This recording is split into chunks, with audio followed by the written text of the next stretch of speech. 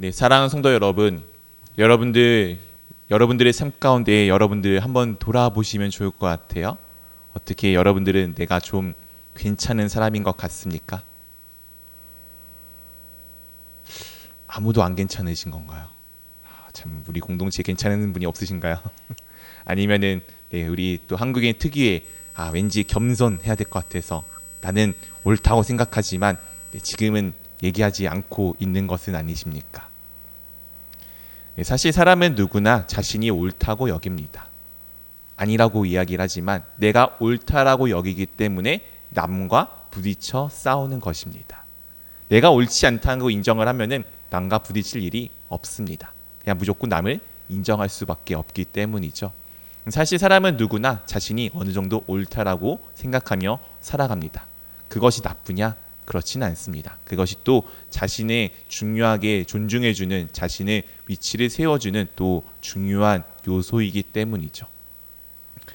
그러니까 남이 옳다고만 이야기하는 것도 사실은 건강하지 않은 것입니다. 때로는 나도 옳다고 생각하며 또 반대로 진짜 건강한 것은 남도 옳다라고 여기며 나아가는 것이 참 중요합니다.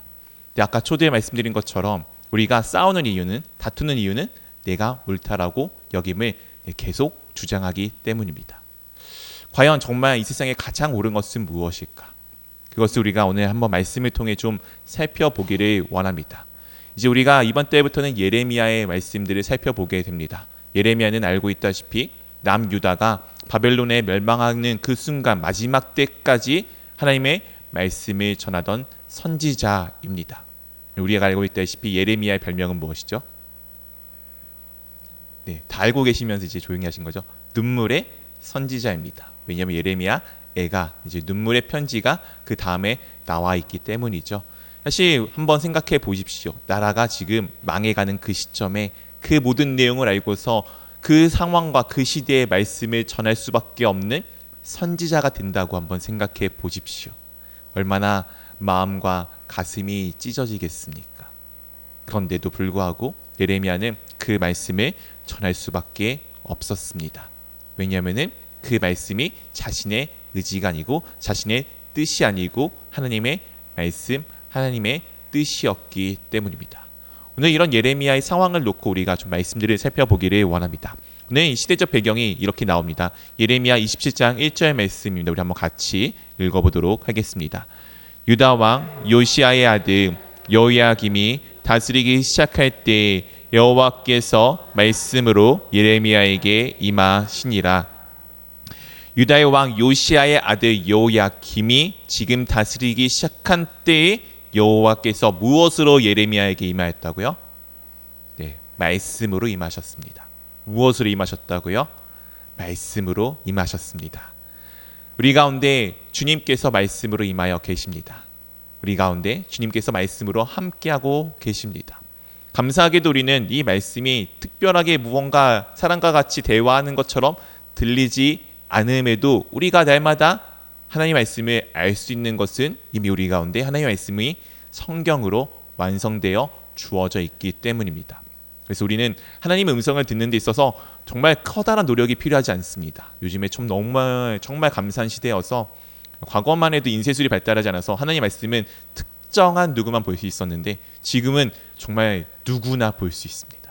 그리고 감사하게도 우리나라는 또 문맹률이 상당히 낮은 나라예요. 한글이라는 것이 정말 쉽기 때문에 하나님의 말씀을 누구나 편안하게 쉽게 보고 들을 수가 있습니다. 요즘에 또 문명률이 참 발달하여서 맘만 먹으면은 얼마든지 언제든지 글을 못 읽는 사람도 들을 수 있는 시대가 되어졌습니다. 하나님의 말씀이 정말 우리 가운데 가까이 있음을 날마다 경험하시기를 원합니다. 어쨌든 이 시대를 지금 요시야의 아들 여호야김이 다스리기 시작한 때라고 말씀하여 주는데 2절부터 자세히 살펴보시면 아시겠지만 여호야김의 때가 아니라 약 그로부터 10여 년 정도가 지난 시드기야 때임을 우리가 알 수가 있습니다. 근데 왜 굳이 여호야김의 때냐고 말씀하여 주냐면은 바로 26장에 이 시작이 동일하기 때문입니다. 26장 1절 말씀을 한번 다시 한 번 더 읽어보도록 하겠습니다. 유다의 왕 요시야의 아들 여호야김이 다스리기 시작한 때 여호와께로부터 이 말씀이 임하여 이르시되, 지금 26장에 여호야김의 시대 때 예레미야에게 하나님의 말씀이 임하고 그 말씀을 지금 전하기 시작하였다라는 내용이 나와 있습니다. 우리가 이제 26장을 주중에 살펴보아서 아시겠지만 26장은 어떤 내용이었습니까? 이 성전이 망할 거야 라는 것을 선포하는 시절입니다. 즉 하나님의 말씀을 이스라엘 백성들이, 남유다 백성들이 따라가지 않고 있고 너희가 계속 그런 모습을 가지고 있다면은 이 성전이 망할 수밖에 없음을 선언하여 주는 모습이 그곳 가운데 담기어져 있습니다. 오늘은 그때의 모습과 지금의 모습이 계속해서 이어지는 연장선에 있음을 말씀하여 주고 있는 것입니다. 물론 시기는 아마 시드기야 때로 앞에 26장과 이 지금 나오는 27장의 시대는 아마 10여 년 정도 이상의 차이가 있는 다른 시대일 것입니다. 그럼에도 불구하고 하나님의 말씀은 변함없이 그들 가운데 선포되어져 있으며 또한 놀랍게도 남유다 백성은 그 세월 동안에 변함없이 그대로 하나님 앞에 범죄하는 모습을 가지고 있음을 오늘 이 27장 1절 여호야김의 시대에 동일한 표현을 씀으로써 그들에게 그 모든 시대가 바뀌어갔으나 여전히 그들의 삶의 태도들은 그리고 하나님의 마음은 변함이 없음을 우리 가운데 설명하여 주고 있는 것입니다. 그렇기 때문에 이것이 맞다 틀리냐의 문제가 아니고 이것은 왜 그렇게 우리 가운데 하나님께서 기록하여 주셨는지 그 마음을 보고 이해하면은 조금은 더 잘 이해될 수가 있습니다. 요즘 우리 시대도 그렇죠. 시대가 참 빠르게 변화하고 있습니다. 정말 빠르게 변화하죠. 10년, 옛날에 강산이 10년에 변한다고 하는데 한번 우리 사는 지역을 돌아보십시오. 10년이 뭡니까? 2, 3년 전만 해도 다른 모습이었습니다. 정말 훅훅 바뀌는 것이 정말 빨라지는 이 시대에 그럼에도 불구하고 변화는 없는 것이 있죠. 여전히 하나님을 믿지 아니하는 이 시대의 모습은 변함이 없습니다. 그렇다고 이 시대 가운데 예수 그리스도의 복음이 전하여지지 않습니까? 믿지 않는 사람들이 정말 이상하게 여기는 것 중에 하나가 무엇인지 아십니까? 왜 이렇게 한국에는 십자가가 많아요? 왜 이렇게 교회가 많아요? 목사님들 잘 먹고 잘 사는 거 아니에요? 아니요. 대부분 못 먹고 못 살아요. 미래에 대한 준비가 아무도 없었어요. 아까 통계해 보니까 우리나라 이제 60년대생이 이제 노년으로 들어가는 시대입니다. 이 시대에 이분들의 한 일반적 사회에서 65% 정도는 미래를 준비하고 있는데 목회자들은 그거에 반밖에 준비를 못하고 계세요. 그만큼 목회자들이 힘들다는 것을 의미하겠죠. 그럼에도 불구하고 목사님들이 왜 교회를 세우시고 왜 교회 가운데 있습니까? 그것은 예수 그리스도의 복음을 전하기 위함입니다. 한국 교회는 정말 많은 곳에 곳곳 가운데 세워져 있습니다. 누구나 복음을 들을 수 있게 되어져 있습니다. 그런데 예나 지금이나 그 수많은 복음이 전해지지만 정말 복음을 듣는 사람들은 얼마 되지 않습니다. 시대는 계속 빠르게 변화되어지지만 놀랍게도 사람들의 모습과 삶은 변함이 없음에 오늘 이 27장 1절의 내용을 통해서 우리 시대를 조명하며 볼 수가 있을 것 같습니다. 어쨌든 이 내용들을 놓고서 또한 27장 2절부터 4절까지 이렇게 우리 가운데 말씀하여 주고 있습니다. 우리 한 절씩 번갈아 가면서 읽도록 하겠습니다. 여호와께서 이와 같이 내게 말씀하시되 너는 줄과 멍에를 만들어 내 목에 걸고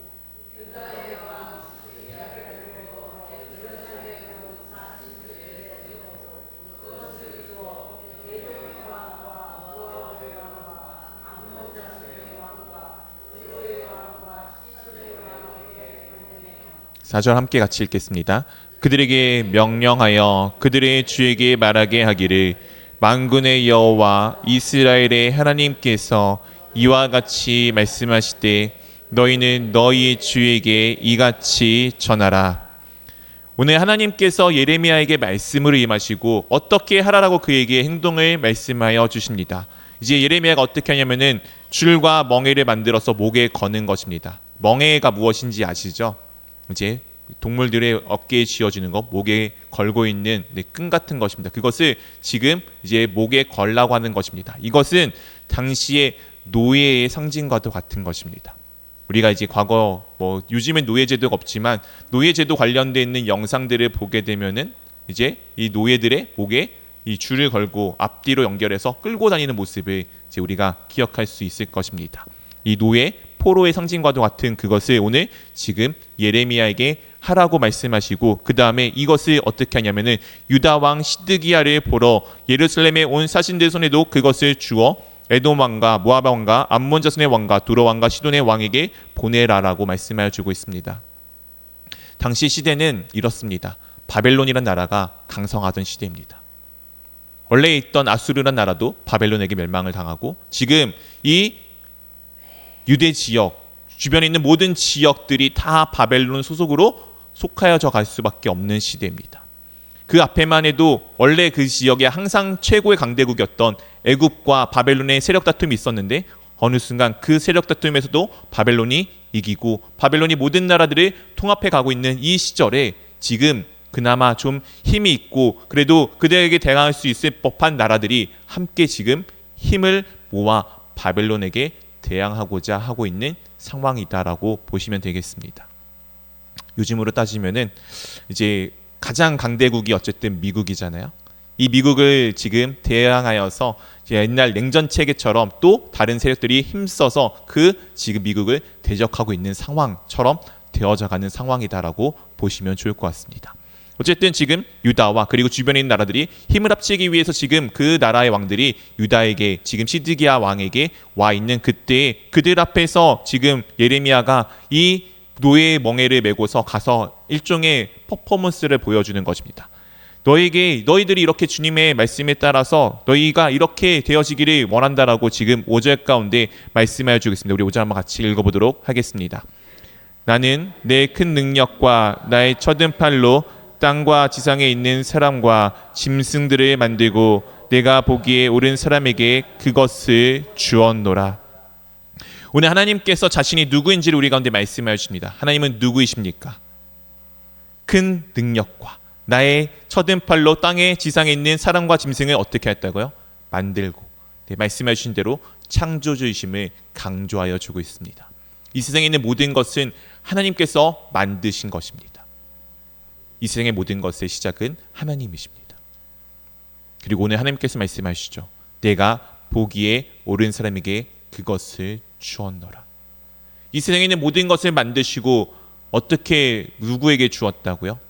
내가 보기에 옳은 사람. 한번 생각해 보십시오. 여러분들 하나님께서 보시기에 옳은 사람은 누구일 것 같습니까? 아마 이 이야기를 딱 듣는 유대인들 입장에서는 당연히 자신들이라고 생각했을 것입니다. 왜냐하면 그들은 하나님과 함께 했다라고 믿었고 하나님의 말씀이 우리 가운데 있다고 믿었고 그리고 하나님의 언약궤가 자신들과 함께하고 있기에 하나님의 택함을 받은 백성이라고 믿고 있었기 때문입니다. 지금 우리 시절에 이야기한다면은 이 시대와 비교해서 하나님께서 보시기에 옳은 사람이라고 한다면은 누구를 생각하겠습니까? 지금 나가서 저 밖에서 흥청망청 살고 있는 사람일 것 같습니까? 아니면은 그 시간을 다 뒤로 한 채 하나님 앞에 나와 예배하는 우리라고 여기실 것입니까? 아마 물어보시면은 열의 아홉은 나라고 생각하실 수밖에 없을 것입니다. 그런데 오늘 놀랍게도 이 옳은 사람이 누구인지 6절, 7절에 이렇게 우리 가운데 말씀하여 주고 있습니다. 우리 한번 한 절씩 번갈아 가면서 읽도록 하겠습니다. 이제 내가 이 모든 땅을 내 종 바벨론의 왕 느부갓네살의 손에 주고 또 들짐승들을 그에게 주어 섬기게 하였나니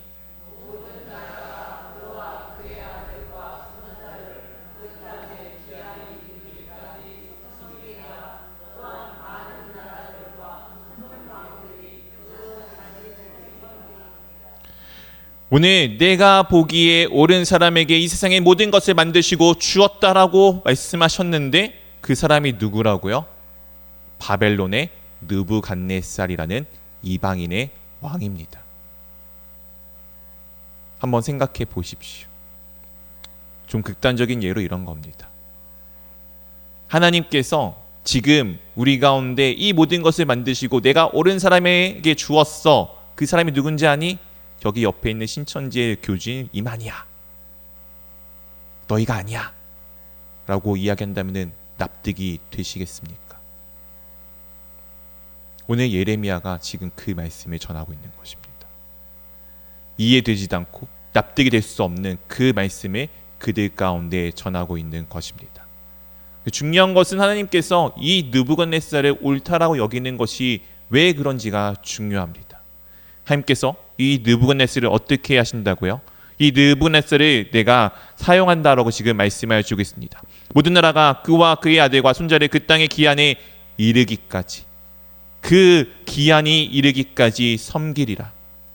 영원히 그에게 모든 것을 주시는 것이 아니라 하나님이 전하여 주시는 그 기간 동안 그가 그 모든 것을 다스릴 수밖에 없음을 우리 가운데 말씀하여 주고 계십니다.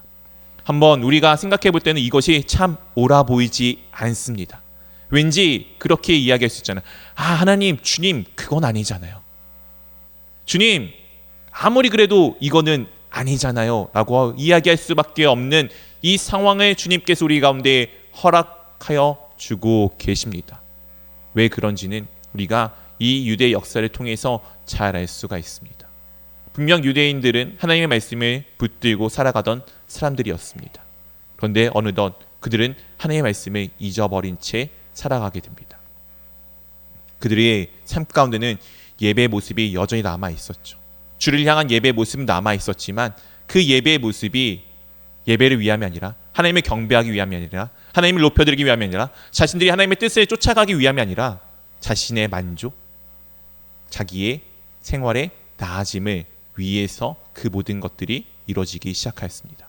왠지 예배드리면 내 인생이 잘 풀릴 것 같고, 왠지 하나님 앞에 내가 무언가 봉사하고 드리면은 내 인생에 복이 올 것 같고, 그래서 그 일들을 하였던 그들의 모습, 하나님의 경배하며 사라지고 오직 자기의 만족, 자기의 위안, 자기의 안위를 위해서 예배를 드렸던 그들의 모습, 하나님의 말씀은 사라진 채, 하나님의 뜻대로 살아가는 것은 사라진 채, 하나님은 운대갓대 없이 자신들만 남아있던 그 시대, 그 시절의 모습 가운데 하나님께서 그들의 가운데 진짜가 무엇인지를 알게 하기 위해서 이 느부갓네살 왕을 사용하여 그들을 포로로 끌려가기를 원하셨습니다. 저는 이 상황이 무엇인지 잘 압니다. 제가 학부 때, 대학교 때 신학생활을 하면서 가장 지겨웠던 것이 무엇이었냐? 놀랍게도 저는 체프 시간이 정말 지겨웠어요. 일주일에 4번씩 드려지는 학교의 예배가 너무나도 지겨웠습니다. 특히 학생으로 입장에서 이해가 안 됐던 거는 왜 수업 중간에 예배 시간이 있어서 수업을 중간에 잘라먹는지 진짜 이해가 되지 않았어요. 그래서 예배가 너무 싫었습니다. 그런데 제가 군대에 가게 되었고, 제가 지냈던 군대는 이제 철제 근무를 쓰기 때문에 예배를 드릴 수 없는 환경이었어요. 1년 정도 지나니까 정말 놀랍습니다. 예배가 고프더라고요. 예배가 너무 드리고 싶었어요. 그래서 휴가를 나왔을 때 그때 3박 4일짜리 휴가였습니다. 짧은 휴가였어요. 오고 가고 하루 빼놓으면 이틀밖에 없는 그 시간에 하루를 제가 예배 드리는데 거의 투자를 했습니다. 제가 다니는 교회까지 가는데 1시간, 오는데 1시간, 예배 드리는데 1시간, 이렇게 해서 저녁 시간에 다 수요 예배 중간에 드리는 걸로 다 드렸던 기억이 있습니다. 제가 예배가 지겼던 제가 왜 예배가 소중한지를 알았느냐? 제 인생 예배가 하나님을 향한 예배가 사라지자 예배가 얼마나 귀한지를 알게 되었습니다. 오늘 하나님께서 원하시는 것은 그런 상황입니다. 물론 하나님은 그렇다고 매를 대기를 원하셨냐? 그렇지 않아요. 정말 기다리고 기다리셨습니다. 이 때는 므낫세 왕 때 정해진 것입니다. 그러나 하나님께서 그때를 기다리고 어제나 저제나 돌아올까 계속 말씀하시고 돌아오기를 기다리셨는데 결국 끝끝내 돌아오지 않는 그들에게 어쩔 수 없이 그들의 삶들에 하나님을 지금 잠깐 멀리 빼서 그들을 자신의 삶에서 자신의 눈에서 멀리 빼서 아무도 없는 그곳으로 보내어 버리십니다. 왜냐하면 그들이 그 소중함을 알고 그 소중함을 깨닫고 주께 돌아오기를 원하셨기 때문이죠. 이 마음을 안다면은 느부갓네살 왕이 세워지는 것이 옳지 않다라고 이야기할 사람이 누가 있겠습니까? 객관적으로 보면은 지금 우리 눈에는 옳지 않아 보일 수 있습니다. 그런데 하나님의 뜻하신 바 가운데 그 일을 보게 되면은 그것이 진짜 옳지 않습니까? 하나님의 선하신 뜻이 정말 때로는 옳지 않다라고 여겨지실 때가 있습니까? 아마 그렇다면 우리의 눈이 여전히 나의 이익에, 나의 시선에, 나의 오름에 꽂혀 있는 것은 아닌지 돌아보기를 원합니다. 오늘 또한 계속해서 이렇게 우리 가운데 말씀해 주고 있습니다. 8절입니다. 우리 한번 같이 읽어보도록 하겠습니다. 여호와의 말씀이니라. 바벨론의 왕 느부갓네살을 섬기지 아니하며 그 복으로 바벨론의 왕의 멍에를 매지 아니하는 백성과 나라는 내가 그들이 멸망하기까지 칼과 기근과 전염병으로 그 민족을 벌하리라. 오늘 하나님께서 말씀하여 주십니다. 바벨론 왕 느부갓네살을 섬기지 아니하면은 내가 멸망시킬 거야. 내가 옳다고 이야기하는 것에 너희가 순종하는지 안 하는지 지금 보자라고 말씀하여 주시는 것입니다. 네, 우리는 때로는 옳지 않아 보이는 것에 순종할 줄 알아야 합니다. 우리 어린아이들 그렇잖아요. 어린아이들이 부모님의 뜻을 당장 눈앞에 있는 옳고 그름을 가지고 당장 눈앞에 있는 이득을 가지고 할지 말지를 고민하고 안 들으려고 합니다. 근데 부모님께서는 보통 그 너머를 보시고 그 다음 일들을 보고 그에게 좋은 것들을 주려고 하시죠. 웬만한 바른 부모면은 자녀가 잘못되기를 원하는 부모 아무도 없습니다. 그들에게 좋은 것을 주기 위해서 지금 잠시 잠깐의 그 어려움을 그들에게 허락할 때가 있지 않습니까? 한국 부모들 왜 공부하러 갑니까? 공부하는 그 순간이 즐겁지 않는 거 다 알고 있지 않아요? 그 순간이 어려운 거 다 알고 계시잖아요. 근데 아이들한테 왜 하라고 하십니까? 그것을 하고 나면은 그 다음에 할 수 있는 것들이 많아짐을, 그의 삶이 복되어짐을 우리가 다 알고 있기 때문 아닙니까? 오늘 하나님께서 우리 가운데 그런 것을 지금 말씀해 주시는 것입니다. 느부갓네살을 섬기는 이유는 너희가 멸망당하지 않기 위함이야.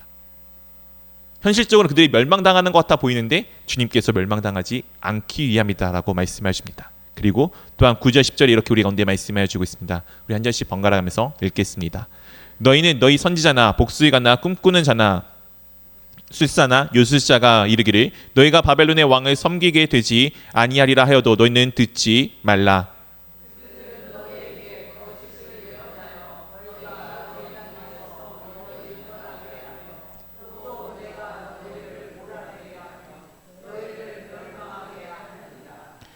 오늘 예레미야가 지금 그들 가운데 이렇게 전하여 주는 것입니다. 너희 선지자나 복술가나 꿈꾸는 자나 술사나 요술자가 지금 너희가 바벨론에 가는 거 안 될 거야 라고 이야기해도 듣지 말라라고 지금 전하여 주고 있습니다.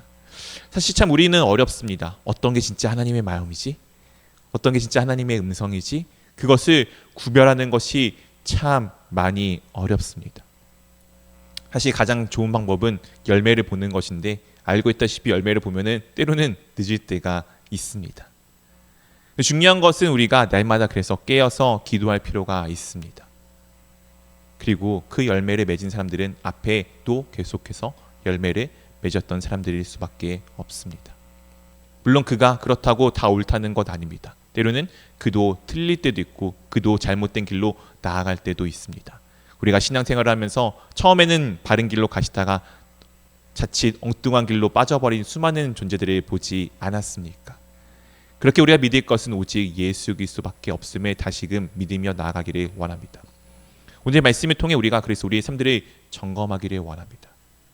내가 진짜 하나님의 말씀에 순종하는 사람인가? 혹여 내가 듣기 좋아하는 것은 듣고 듣기 싫어하는 것은 저기 멀리 던져놓고 있는 것은 아닌가? 이 시대가 그런 시대였습니다. 하나님의 음성 가운데 좋은 것은 취하고 나쁜 것은 버려버리는 시대. 죄송하지만 우리네 시대가 그렇지 않습니까? 저도 단위에서 말씀을 전하다 보면은 가끔씩 부담스러운 말씀을 전하는데 참 많이 어려움을 겪습니다. 성경에 있는 말씀에는 때로는 정말 우리 가운데 좀 잔혹할 만큼, 때로는 우리 가운데 조금은 부담스러울 만큼 어떤 내용이 담겨져 있는데 그것을 성도님들에게 바르게 그대로 전할 때가 참 어려울 때가 있습니다. 왜냐하면 이 시대는 나쁜 이야기를 듣기보다는 좋은 이야기를 듣기를 원하는 시대가 되어져 버렸기 때문입니다. 저도 그런 것에 지금 편승해 있는 것은 아닌지 참 많은 기도를 해보며 살아가고 있습니다. 오늘 예레미야가 그 이야기를 전하는 것이 쉬웠을까요? 이 시대나 지금의 시대나 별반 다르지 않을 텐데 근데 오늘 예레미야가 그들 가운데 그 말씀을 전하는 이유는 무엇입니까? 바로 이와 같은 것이었기 때문입니다. 11절 말씀을 한번 같이 읽어보도록 하겠습니다. 그러나 그 목으로 바벨론의 왕의 멍에를 메고 그를 섬기는 나라는 내가 그들을 그 땅에 머물러 밭을 갈며 거기서 살게 하리라 하셨다 하라. 여호와의 말씀이니라 하시니라. 이 안 좋은 이야기를 왜 예레미야는 그들에게 지금 전하고 선포하고 있습니까? 이 이야기를 전함으로 인해서 그의 목숨이 잘못될 수도 있는 상황 가운데 그는 왜 그 일을 지금 전하고 있습니까? 마지막에 무엇이라고요? 여호와의 말씀이니라. 여호와의 말씀이니라. 하나님의 말씀이기 때문에 전하고 있습니다. 하나님께서 그 말씀을 전하라고 하셨기에 전하고 있습니다. 하나님의 말씀이기에 예레미야가 순종하고 있는 것입니다. 우리는 정말 순종하는 사람입니까? 때로는 좋은 이야기만 듣고자 하는 것은 아닌지요. 예배 때 언제 은혜 받습니까? 좋은 이야기를 들었을 때 은혜 보통 받는다고 이야기하지 않습니까? 진짜 은혜는 무엇일까요? 진짜 은혜는 하나님의 말씀에 순종하는 내가 되었을 때입니다. 진짜 은혜는 내 마음에 참 와닿지 않고 걸리는 그 이야기가 오히려 나의 삶을 바꾸는 그때입니다. 내가 내 삶이 잘못되었음을 고백하며 때로는 하나님의 오르심을 정말 부정하던 내가 하나님의 오르심에 정말 전적으로 순종하는 나의 모습이 되어지는 것이 은혜입니다. 우리 가운데 그런 진정한 은혜가 있기를 원합니다. 내가 오른 것이 아니라 하나님께서 오르십니다. 이 내가 보기에 오른 것은 내가 아니고 우리 위에 계신 하나님이십니다. 오늘도 그분의 시선으로 이 세상의 모든 것을 바라보시며 오늘도 주님께서 우리 가운데 어떻게 놀라운 일들을 지금 이뤄가고 계시지를 기대하기를 원합니다. 그렇게 우리는 불평보다는 기대하는 사람들입니다. 우리는 불평보다는 꿈을 꾸는 사람들입니다. 우리는 주님께서 오늘도 그 일들을 이뤄가시지를 기대하며 기도하며 그 꿈을 함께 꾸는 정말 주님의 꿈을 함께 꾸는 주님의 몸된 공동체 될 수 있기를 주님의 이름으로 축원드립니다.